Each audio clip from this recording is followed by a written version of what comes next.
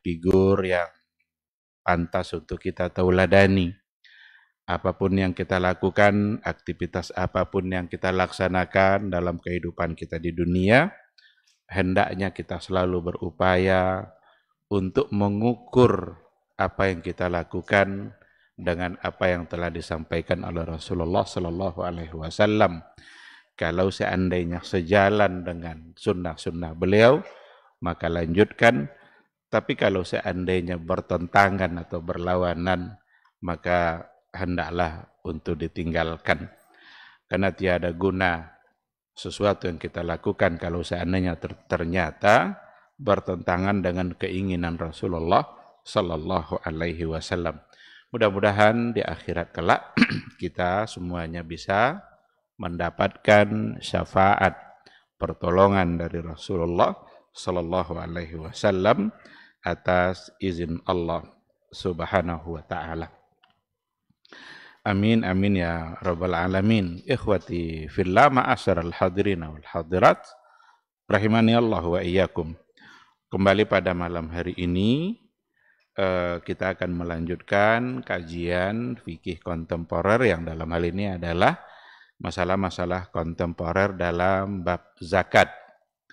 Yang akan kita bahas pada malam hari ini adalah al-amwaluz zakawiyah, harta-harta zakat yang diambil dari al-khariji minal ard, hasil atau yang ditumbuhkan atau yang diambil dari tumbuh-tumbuhan atau tanaman.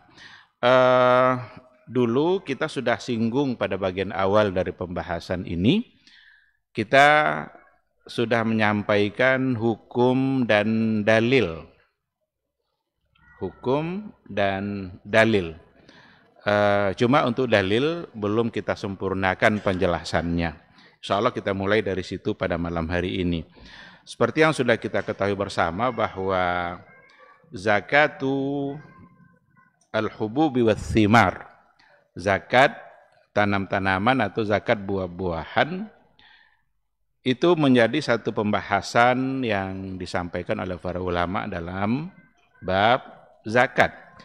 Dan dikatakan bahwa dalilnya atau hukumnya adalah wajib berdasarkan kepada Alkitab was sunnah wal ijma'. Jadi dalil untuk mengharuskan, mewajibkan kita mengeluarkan zakat dari tumbuh-tumbuhan, dari apa yang kita tanam, atau dari buah-buahan, itu adalah Al-Quran, Sunnah, Ijma'.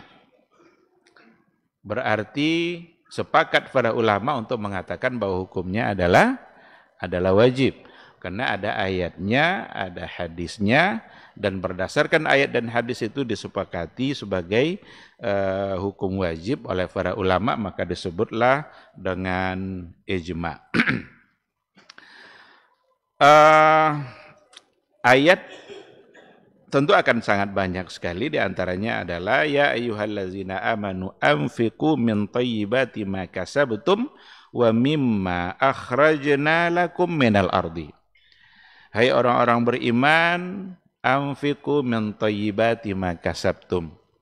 Infakkanlah, bayarkanlah zakatnya dari thayyibati ma kasabtum, dari hal-hal yang thayyibat, yang baik dari hasil usaha kalian. Wa mimma akhrajna lakum minal ardi, dan keluarkan juga zakatnya dari apa-apa yang akhrajna lakum minal ardi, dari apa yang telah kami keluarkan untuk kalian dari bumi. Berarti apa yang ditumbuhkan oleh Allah lalu berbuah, maka buahnya itu sesuatu yang akhrajna lakum minal ardi. Dan Al-Quran berdasarkan ayat ini menyuruh, memerintahkan untuk dibayarkan zakatnya. Hanya saja nanti para ulama memberikan penjelasan tanam-tanaman atau buah-buahan seperti apa yang diwajibkan untuk dibayarkan zakatnya. Karena tanam-tanaman itu, buah-buahan itu banyak sekali. Apa yang dulu tidak pernah ada pada masa Nabi, buah-buahan sekarang sudah mulai bermunculan dan akan bertambah terus. Dan itu semua dapat disebut sebagai akhrajna lakum minal ardi. Apa yang telah kami keluarkan untuk kalian dari bumi. Apakah semuanya menjadi kewajiban? Nah, disitulah nanti para ulama akan memberikan penjelasan. Adapun dari hadis, adapun dari sunnah, faqad jaa anhu sallallahu alaihi wasallam fil haditsil ladzi rawahul Bukhari. Kalau yang berkaitan dengan sunnah, ada sebuah riwayat hadis yang diriwayatkan oleh Imam Bukhari dari Ibnu Umar. Ibnu Umar radhiyallahu anhuma, fi ma saqatis sama'u au kana athariyan al-ushur. Yusqa bima'il matar wa fi ma suqiya bin nadhi nisful ushur. Ini hadis. Fi masaqatis sama, sesuatu yang disirami oleh air hujan dari langit. Berarti tak ada hujan. Maka zakatnya ushur.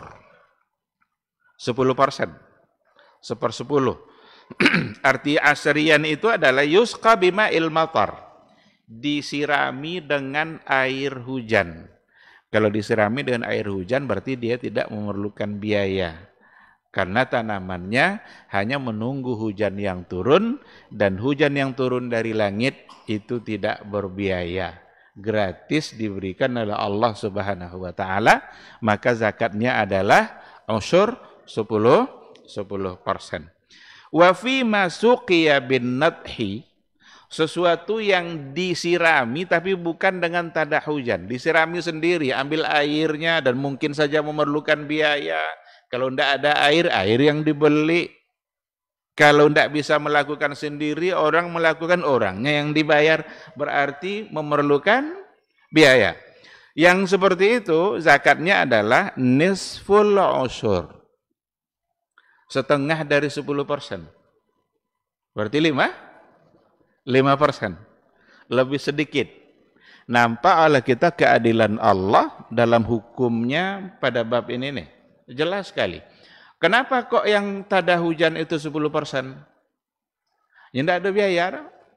Dia tidak memerlukan harta apapun tanpa ada biaya, gratis, maka wajar untuk diminta 10%. Tapi kalau seandainya dia mengeluarkan biaya, ada biaya yang perlu dibayar, berarti zakatnya hanya 5%. Ini adalah hadis riwayat Imam Bukhari dan hadisnya dihukumkan sebagai hadis yang sahih. Berdasarkan kepada ayat dan hadis ini, maka para ulama ijma sepakat untuk mengatakan bahwa zakat pertanian, tumbuh-tumbuhan atau buah-buahan, maka hukumnya adalah wajib. Wa fil khariji minal ardi adadum minal masail. Nah, ini yang penting pada malam hari ini, yang berkaitan dengan zakat hasil tumbuh-tumbuhan ini, tanam-tanaman ini, adadun minal masail. Ada beberapa masalah yang penting untuk dipahami. Al-mas'alatul ula. Masalah yang pertama, ma huwal khariju minal ardi allazi tajibu fihi zakah. Apa hasil buah-buahan atau tanaman-tanaman yang wajib dizakatkan itu? Apa saja? Apakah semuanya? Jambu umpamanya. Ada orang nanam jambu madu. Adakah zakatnya? Bukankah itu adalah al-khariju minal ard? Hasil yang ditanam? Lengkeng umpamanya. Adakah zakatnya? Bukankah itu adalah al-khariju minal ard? Kurma umpamanya, yang memang itu yang terkenal pada masa Nabi. Adakah zakatnya? Jawabannya iya, karena adalah al-khariju minal ard. Oleh karena itu, diberikan pembahasan ma huwal khariju minal ardi allazi tajibu fihi zakah. Apa saja yang dihasilkan dari tumbuh-tumbuhan tadi itu yang wajib dizakatkan, itu apa saja? Kaidahnya, al-qaidatu fi dzalika, kaidah yang perlu dipahami dalam masalah ini adalah yang wajib untuk dizakatkan itu adalah al-hububu was-thimar allati tukalu wa tuddakhar. Ini kaidah ini.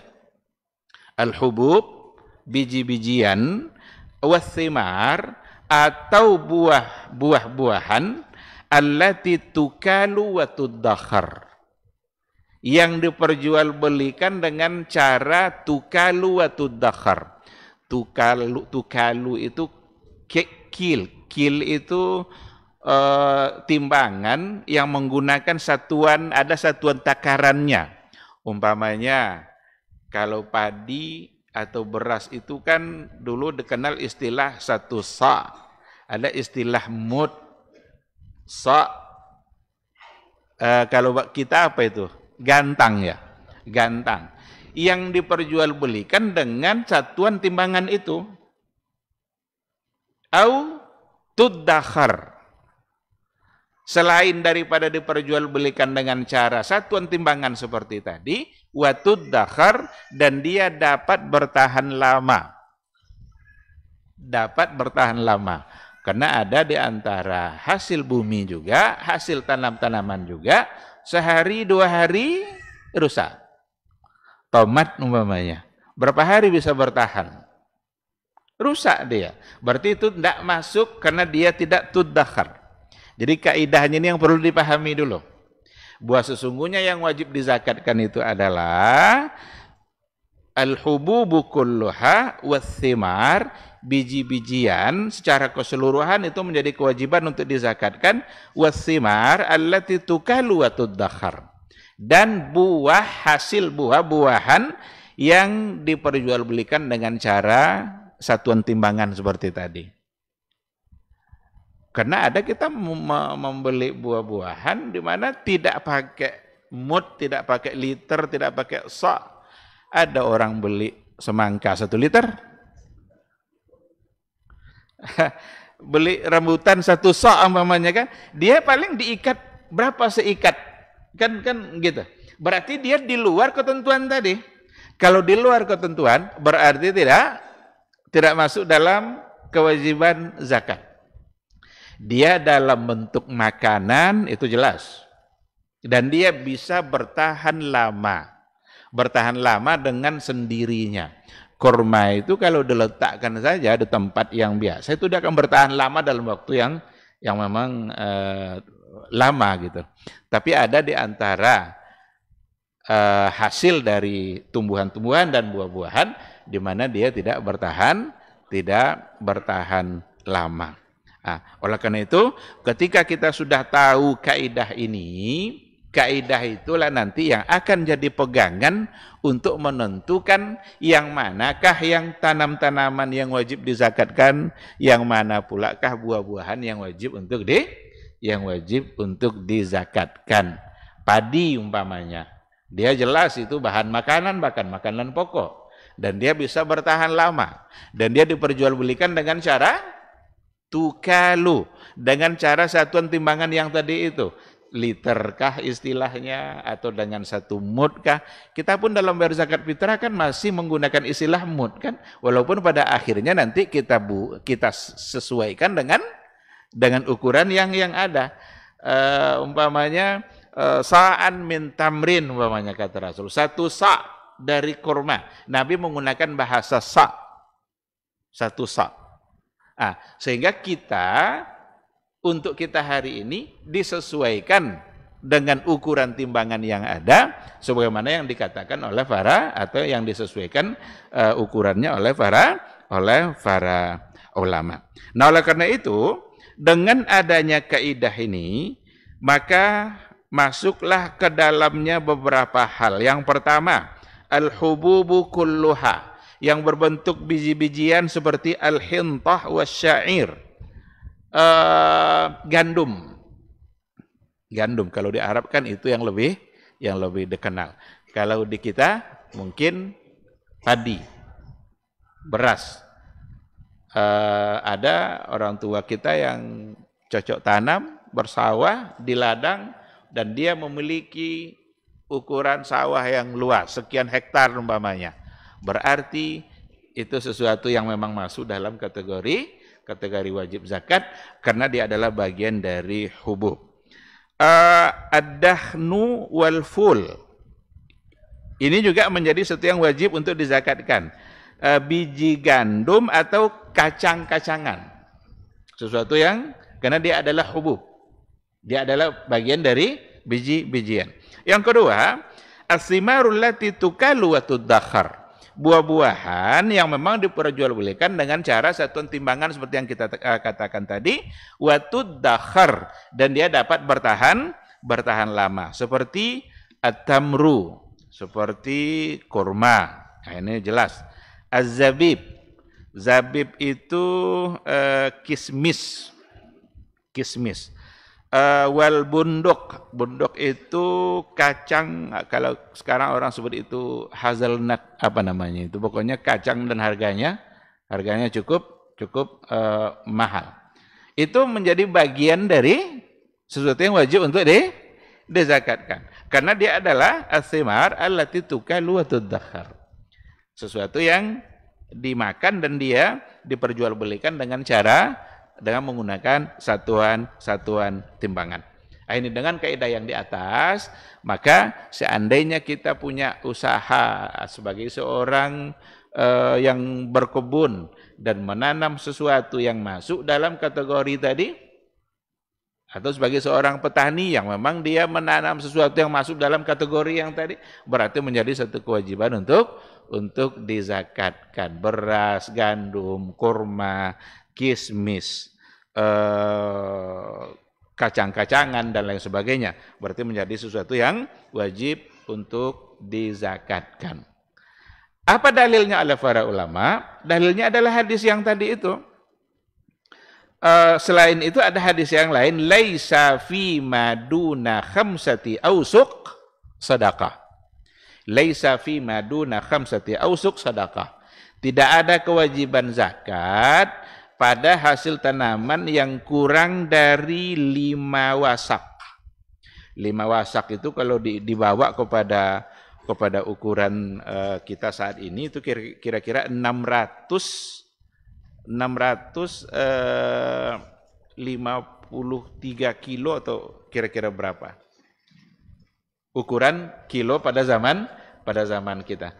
Jadi kalau seandainya memiliki di bawah 5 wasak itu, 5 wasak berarti tidak ada kewajiban zakat. Para ulama mengambil hukum dari sini ketika dikatakan 5 wasak, berarti ini adalah timbangan yang memang menjadi standar untuk menentukan dia dizakati, dibayarkan zakat atau tidak. Karena tidak semua tanam-tanaman yang ada pada masa itu yang sistem transaksinya dengan menggunakan istilah wasak tadi itu. Nah, oleh karena itu, berdasarkan hadis ini diambil hukum oleh para ulama yang diwajibkan untuk dizakati adalah yang memang menggunakan satuan timbangan seperti tadi. Wasak, mud, sa', liter dan lain sebagainya. Nah, dan dari kaidah yang tadi keluarlah beberapa bentuk tanam-tanaman yang tidak ada kewajiban zakatnya. Apa contohnya? Al-awwal yang dikeluarkan dari kewajiban zakat adalah al-fawakih. Al-fawakih itu buah-buahan, ya buah-buahan seperti pisang, kates. Selamatlah yang punya kebun kates itu kan. Cuma kalau hasil kebun itu sampai haul dan nisabnya, berarti pindah kepada zakat uang, bukan zakat pepayanya, karena zakat pepaya tidak masuk sebab dia tidak bisa bertahan lama, dalam hitungan hari mungkin. Kalau tidak dia akan busuk dan tidak lagi dapat dimanfaatkan. Jadi yang dikeluarkan yang pertama sekali adalah al-fawakih. La tajibu fiha zakah li'anna al-fawakih, buah-buahan seperti itu tidak wajib untuk dizakatkan karena itu adalah buah-buahan la tukalu wa la tudakhar. La tukalu, tidak diperjualbelikan dengan satuan timbangan yang tadi itu. Wala tudakhar, dan juga tidak dapat disimpan, tidak dapat bertahan lama. Oh, kan bisa bertahan lama Pak Ustadz, mungkin ditaruh di kulkas atau di mana, itu ghairu mu'tabar. Yang dimaksud dengan bertahan lama itu bertahan dengan sendirinya tanpa diawetkan, tanpa ada alat. Kalau sudah bermain alat, tidak semua orang yang memiliki alat yang sama. Sehingga standarnya tidak bisa itu, dan kemungkinan bisa bertahan dengan simpanan tadi itu ghairu mu'tabar. Tidak dianggap. Tidak membuat dia menjadi wajib untuk dizakatkan. Ini yang pertama, yang dikeluarkan, fawakih. Yang kedua, as-tsani, yang dikeluarkan dari kewajiban zakat, al-khudrawat, sayur-sayuran. Sayur-sayuran itu seperti al-badhinjan, terong, wal basal, bawang merah, wassum, bawang putih. Itu semua juga tidak ada kewajiban zakat karena dia bagian dari khudrawat, di mana Nabi sendiri dalam hadisnya pernah langsung mengatakan la zakata fil khudrawat. La zakata fil khudrawat.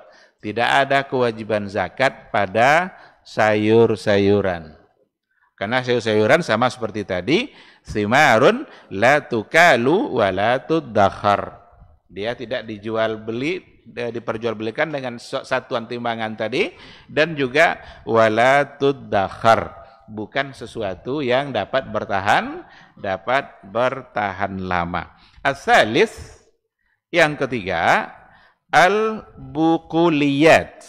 Al-buquliyat itu kata ahlul ilmi itu al-baqlu wa yuqsadu bihi al-waraqiyat, dedaunan.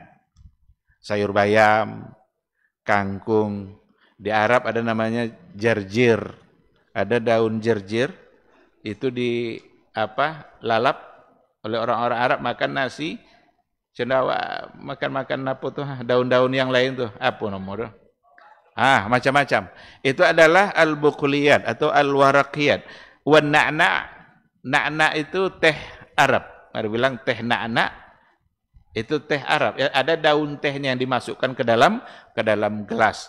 Wal karaps. Karaps itu seledri. Daun seledri. Itu kalau ada orang punya kebun seledri 5 hektar umpamanya, bisa saja hasilnya sangat banyak. Tetapi hasil pada saat panen tadi itu tidak menjadi satu kewajiban untuk dizakatkan atas nama tanam-tanaman atau tumbuh-tumbuhan. Karena tidak masuk dalam kategori, tidak masuk dalam syarat. Dia tidak diperjualbelikan dengan 1 mud seledri, 1 liter seledri, kan tidak ada. Dan juga dia tidak bisa bertahan lama. Lalu kalau ada yang punya kebun cenderung itu tidak bebas dari zakat. Bukan bebas dari zakat, dia bebas dari zakat pertaniannya.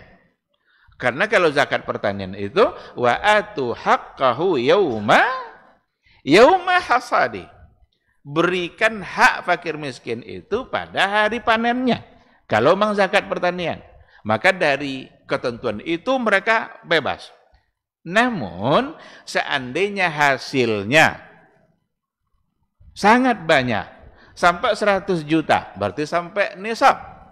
Tunggu sampai haul. Kalau seandainya dia sampai haulnya, berarti dia berkewajiban untuk bayar zakat, bukan atas nama zakat tanam-tanaman atau buah-buahan, tapi atas nama zakat uang. Ar-rabi', yang keempat, yang dikeluarkan dari berdasarkan kaidah tadi, ma yukhraju minal ardi mimma laysa bihubbin wala thamarin. Sesuatu yang merupakan hasil tanam-tanaman dari bumi, mimma laysa bihub, dan dia bukan bagian dari biji-bijian dan juga bukan bagian dari buah-buahan, ai la tu'kal, bukan bagian dari sesuatu yang untuk dimakan. Kan banyak hasil dari bumi kita atau hasil dari tanaman kita, dia bukan untuk dimakan. Apa contohnya? Al-qutun. Qutun itu kapas. Kapas apakah untuk dimakan? Enggak. Berarti itu sesuatu yang tidak dimakan, berarti keluar dari ketentuan zakat. Sekarang kalau kita bawa ke kita, sawit. Ada enggak zakat sawit? Apakah sawit untuk dimakan? Tidak. Berdasarkan kaidah ini, berarti tidak ada ketentuan zakat. Karena yang ada ketentuan zakat, itu adalah sesuatu yang dimakan. Maka pada masalah yang bagian akhir dalam buku ini terkait dengan kajian kita, yang dizakatkan itu nanti adalah buahnya itu, bukan uang. Buahnya, umpamanya padi, ya padi itu yang dibagi. Korma itu yang dikasih. Karena memang korma bisa dimakan. Tapi kalau sawit, mana mau baginya nanti? Oleh karena itu, secara hukum fikih, walaupun dari dulu saya juga sudah katakan, ini persoalan yang memang menjadi sesuatu yang masih perlu untuk didiskusikan. Kalau seandainya sudah ada peraturan-peraturan daerah dan lain sebagainya, ya mungkin diamalkan peraturan atas nama waliul amr. Tapi kalau kita bawa kepada ketentuan fikihnya, sesungguhnya itu tidak ada ketentuan zakatnya. Oh itu bebas, jadi yang dulu Pak Ustadznya banyak piti mahnya. Masukkan ke zakat uang. Seandainya pada saat dia panen itu, nanti dia mendapatkan uang. Dan seminggu berikutnya dia sedang menghitung zakat uang yang lain. Di rekening kah atau di manakah. Berarti uang ini digabungkan kepada uang yang lain untuk dikeluarkan zakatnya. Dan orang-orang yang mengharuskan adanya zakat sawit, mereka tidak konsisten. Karena yang pertama, yang mereka keluarkan adalah uang. Kedua, mereka tidak bayar setiap panen. Sawit berapa kali panen? 2 kali. Apakah kita akan mewajibkan orang zakat 2 kali sebulan? Jangan-jangan kita memberikan ketentuan wajib sesuatu yang tidak diwajibkan oleh Allah Subhanahu wa ta'ala. Oh, itu kan potensi ekonomi bagi daerah luar biasa tuh Pak Ustaz. Berapa ribu hektar sawit yang ada di Kampar rumahnya. Luar biasa potensi ekonominya. Tetapi kalau kita melakukan sesuatu, menetapkan sebuah kewajiban yang itu tidak diwajibkan oleh Allah, itu juga ada potensi lain yang akan kena, yang kita akan bermasalah. Nah, oleh karena itu, kalau ditengok pada poin yang keempat ini, sesuatu yang hasil dari yang ditanam, yang tumbuh, tetapi bukan untuk dimakan. Di sini dicontohkan al-qutnu, kapas. Ada petani kapas, dia punya berhektar-hektar kapas. Kapas itu kan dari tanaman juga kan, nanti hasilnya dipanen. Tapi bukan untuk dimakan. Bukankah itu hasilnya sangat banyak sekali? Sangat banyak sekali, apalagi kalau berhektar-hektar dia punya. Tetapi atas nama pertaniannya dia tidak kena. Dia akan dibebankan zakat nanti untuk hal yang lain, yaitu zakat usaha atau zakat uang. Seandainya dia panen, lalu kemudian mendapatkan uang, dan saat itu dia sedang menghitung zakat uang yang lain, berarti dia gabungkan dengan uang yang akan dikeluarkan zakatnya. Di sini ada faidah, al-faidah, al-khudrawat wal fawakih la tajibu fiha zakah. Sayur mayur, buah-buahan tidak ada kewajiban padanya zakat. Innama tajibu zakah, hanya saja yang wajib zakatnya itu adalah fil khariji minal ardi, hasil dari tanam-tanaman tadi, mimma yukalu wa yuddakhar, dari apa-apa yang jual belinya dengan satuan timbangan seperti tadi, wa yuddakhar, dan dia dapat bertahan lama, seperti al-hububi wal aruzi wal qammah, biji-bijian ya seperti korma, beras, gandum, au as-simarul lati tuddakhar, atau buah-buahan yang memang dapat bertahan lama, kat tamri, seperti tamar, seperti korma, yuddakharu binafsihi, yang dia bisa bertahan lama dengan sendirinya. Dengan sendirinya itu maksudnya seperti tadi, tidak dengan bantuan alat-alat yang lain. Nah, ini masalah yang pertama yang ada pada bab kita pada malam hari ini. Masalah yang kedua, al-mas'alatu tsaniyah, miqdarun nisab fiha. Ukuran nisab pada zakat tanam-tanaman yang wajib tadi itu. Berapa nisabnya? Nisabnya berdasarkan kepada hadis yang tadi itu, di mana dikatakan laisa fi maduna khamsati awsuq sadaqah. Tidak ada kewajiban zakat pada tanam-tanaman yang duna khamsati awsuq, yang kurang dari 5 wasak. Nah, di sini diberikan penjelasan, wal wasak, satu wasak itu yusawi sittina sa'an. Satu wasak itu sama dengan 60 sa'. Kalau zakat berapa? Satu sa' kan, sa'an min tamrin, satu sa' dari korma. Nah, satu wasak itu sama dengan sittina sa'an, 60 sa'. Kalau begitu 5 wasak berarti 300 sa'. 300 sa'. Dengan ukuran sekarang 5 wasak itu sama dengan 653 kilogram. Kalau dibawa kepada ukuran kilogram. Jadi kalau seandainya ada nanti di sawah, di kampung kita ada orang tua atau saudara kita yang dia punya tanaman padi dan hasil pada saat panen itu sampai 653, berarti itu sudah ada kewajiban zakat. Maka nisabnya adalah 5 wasak. 5 wasak kalau dibawa kepada ukuran kita 653. Kita kalau tengok penjelasan dalam bukunya Syekh Qardawi dalam fikih zakat, ada memang perbedaan-perbedaan angka kilo seperti ini. Karena ada yang mengatakan sampai 700 kilo. Atau bahkan ada di antara yang mengatakan 750 kilo.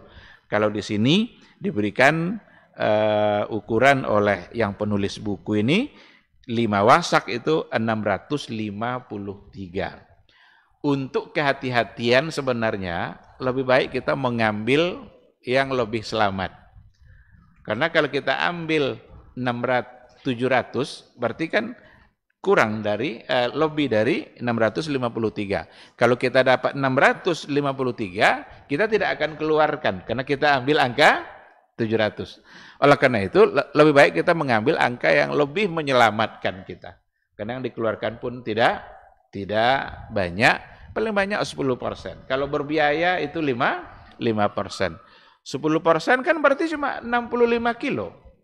Sisanya jauh lebih masih banyak. Dan kenapa diwajibkan untuk zakat sebanyak itu?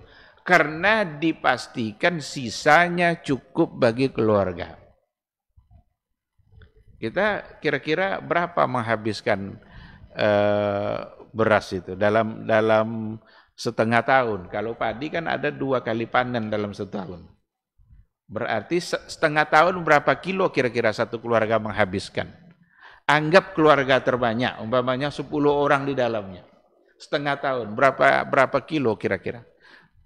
Lebih ke 500 kilo setengah tahun, 6 bulan. Berarti sebulan berapa kilo? Kalau 10 orang isi satu keluarga. Sehingga sisa yang ada, ketika dikeluarkan 10%, sekarang dapat dia umpamanya 1000 kilo.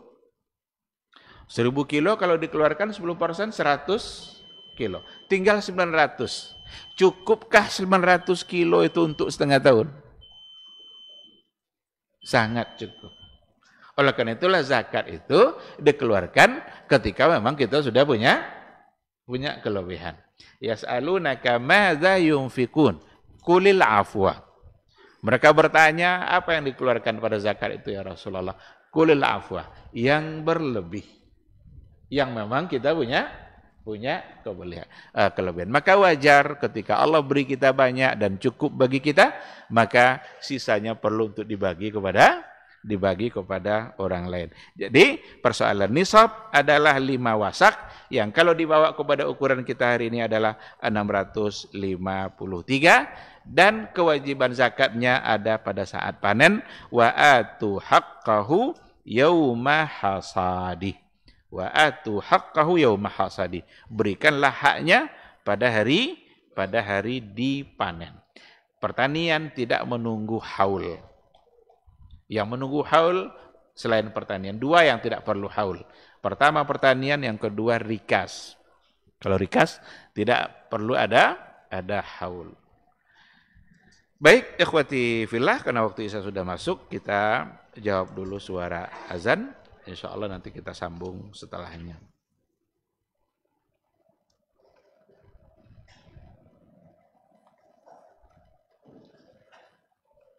Allahu Akbar, Allahu Akbar. Allahu Akbar,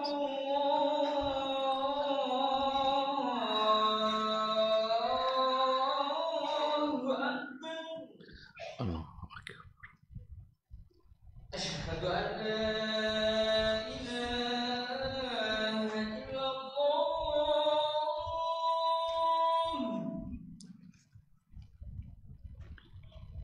Asyhadu an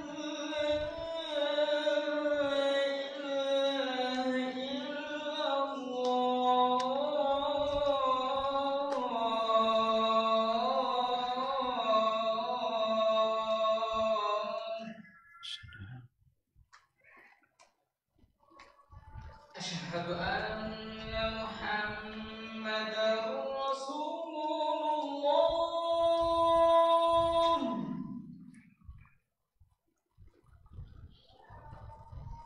أشهد أن محمدا رسول الله.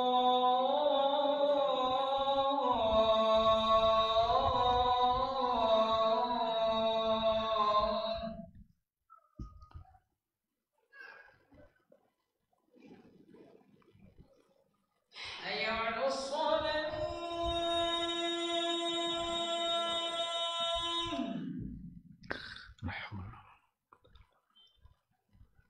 حي على الصلاة.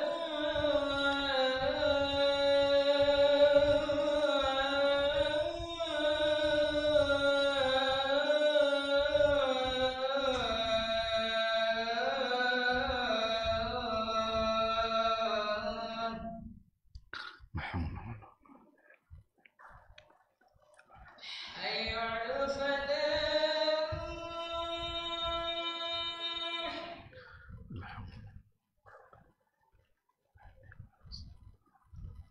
حي على الفلاح.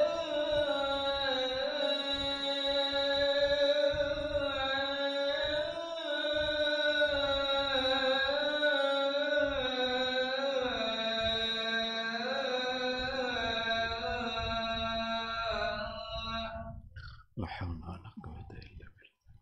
الله أكبر،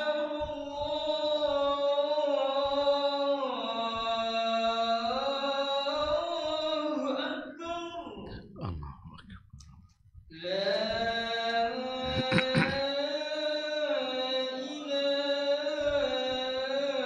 إله إلا الله. La ilaha illallah Muhammadur Rasulullah sallallahu alaihi wasallam. Allahumma rabbana.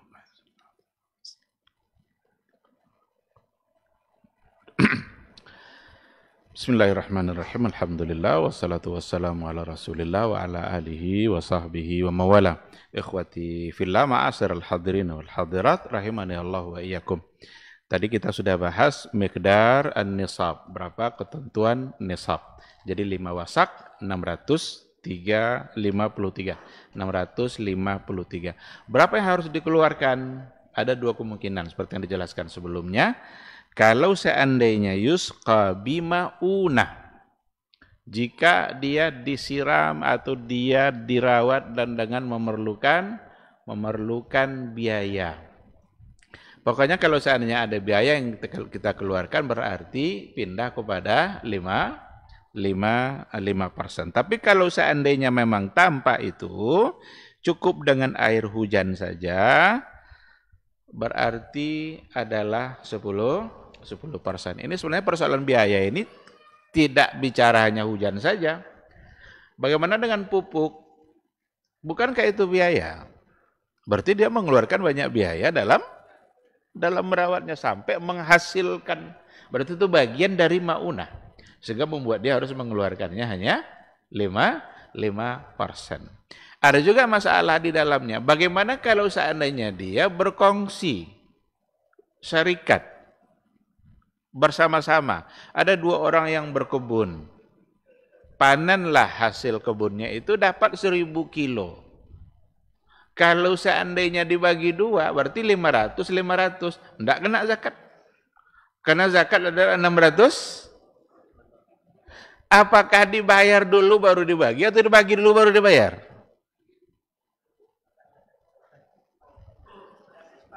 Bayar dulu zakatnya, baru bagi. Karena kalau dibagi dulu, 1000 kilo pun hasilnya tidak ada kena zakat. Maka ketika dikatakan wa atu haqqahu yauma hasadi, sampaikan, berikan haknya pada hari panen, setelah panen. Tidak setelah baginya dah. Setelah panen. Panenlah dia berdua, dapat 1000 kilo. Ikhlaskan diri untuk memberikan orang lain. Nyana 1000 kilo kalau tak laju membayar rumah. Inyo menyuwa kalun tentu batu kan. Sang pajak batu mah boleh. Boleh zakat. Jadi takut ke polisi ya. Kok enggak lah, do ancaman enggak kami pajak kat sini dia. Dah. Jadi kalau seandainya memang ada bekerja sama seperti itu, berarti dibayarkan sebelum dibagi. Dan itu sesuatu yang membuat kita lebih selamat. Jangan pula sengaja dibagi agar tidak kena zakat. Tidak kena zakat dah Ustaz, 5 tuinya. Dalam buku saya baca watang nanti 53-nya kan. Sama dengan orang yang berkongsi pada ternak pun, ternak kongsi dia, sama-sama ternak kerbau, dapatlah 50 ekor. 50 lah kena zakat tu kan. Nanti akan ada soal hewan ternak. Karena kerbau itu nisabnya 30. Wajib dibayarkan zakatnya 1 ekor. Seminggu menyalangkan penuh haul setahun, bagi 2 dah. Bagi 2 lah dapat 25. 25 wajib zakat enggak? Enggak kan? Kalau dia bagi tadi itu karena lari dari zakat, berdosa dia. Itu namanya hilah. Hilah mamnu'ah. Akal-akalan yang terlarang. Oleh karena itu, sama dengan yang tadi, kalau berkongsi, bersyarikat, maka kewajiban zakat juga ada pada dia berdua. Maka panen berapa hasilnya sebelum dibagi, berikan zakatnya jika memang jumlahnya sudah sampai pada jumlah yang ditetapkan oleh para ulama. Mungkin ini yang kita bahas pada malam hari ini. Kita sambung insya Allah. Siapa yang bisa menjawab pertanyaan, saya kasih hadiah.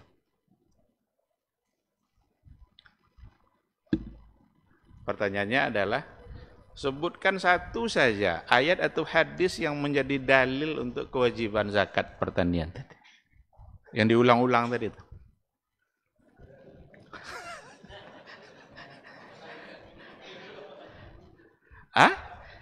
Tidak ada?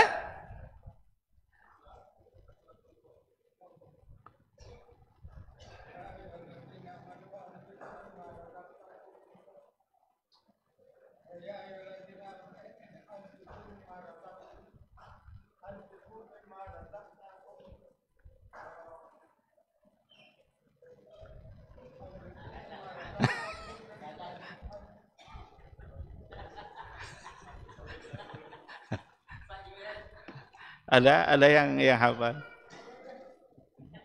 Baik ayatnya atau hadisnya apa aja. Pokoknya asal ada salah satunya dapat hadiah.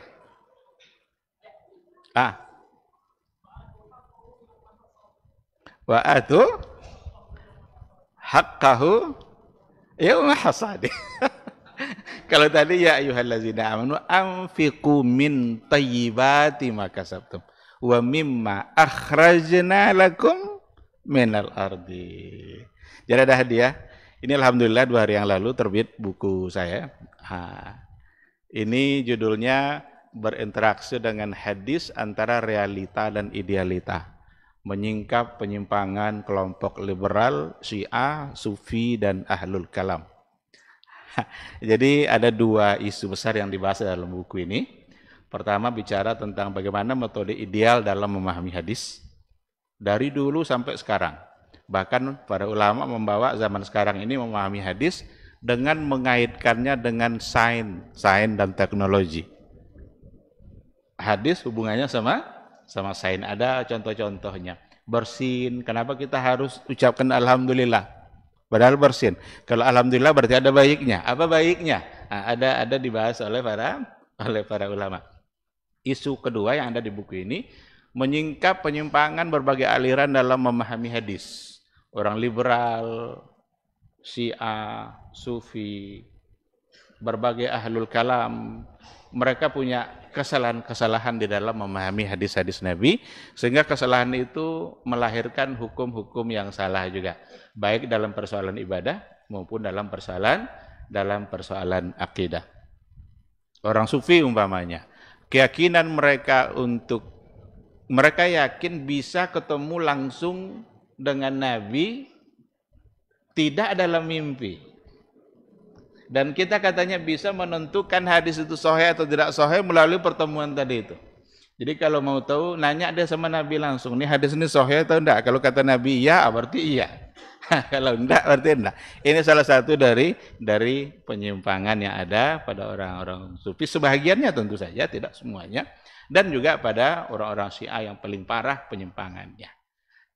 Silakan diambil. Kalau ada yang berminat dengan buku ini bisa dihubungi saudara Baba, insyaallah Baba TV. Jazakallah. Barakallahu fiik. Baik, ikhwati fillah, mungkin sampai di sini kajian kita udah bunyi belum? Ada satu atau cukup aja? Cukup aja atau ada satu pertanyaan? Ya. Soal?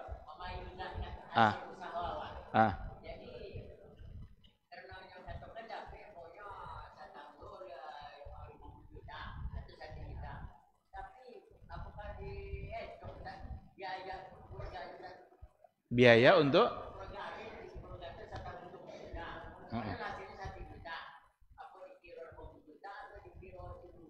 itu usaha. Yang 100 juta tadi uang dari hasil usaha. Nggak dikeluarkan kebutuhan keluarga setahun dulu. Umpama kini nak keluar zakat, dia hitung setahun ke depan berapa untuk keluarga. Nggak hitung dulu. Dihitung berapa uang yang ada pada dia pada saat itu. Kalau dia dari perdagangan berarti untung plus modal. Modal yang bergerak. Umpamanya dulu kan lawak bahas kan? Umpama barang-barang harian di toko jadul masih ada minyak, beras, gula, belum terjual. Untung 100 juta. Yang belum terjual ini dihitung karena dia akan terjual suatu saat. Modal yang tidak bergerak tidak dihitung. Meja kasir, mesin hitung-hitungan, rak itu tidak dihitung. Bapak gorak agak enggak. Kalau dia punya mobil untuk antar jemput barang, mobil tidak dihitung. Karena itu tidak diputarkan. Modal yang diputarkan bersama untung yang sudah didapat. Itu semua. Wallahu subhanahu wa ta'ala alam. Terima kasih. Mudah-mudahan majelis ini menjadi boleh ya? Alawunyi. Mudah-mudahan majelis ini menjadi ibadah bagi kita bersama. Semoga Allah selalu membuka hati kita untuk semangat menuntut ilmu dan semangat mengamalkan ilmu yang didapat. Terima kasih. Subhanakallahumma bihamdika asyhadu an la ilaha illa anta astaghfiruka wa atubu ilaik. Assalamualaikum warahmatullahi wabarakatuh.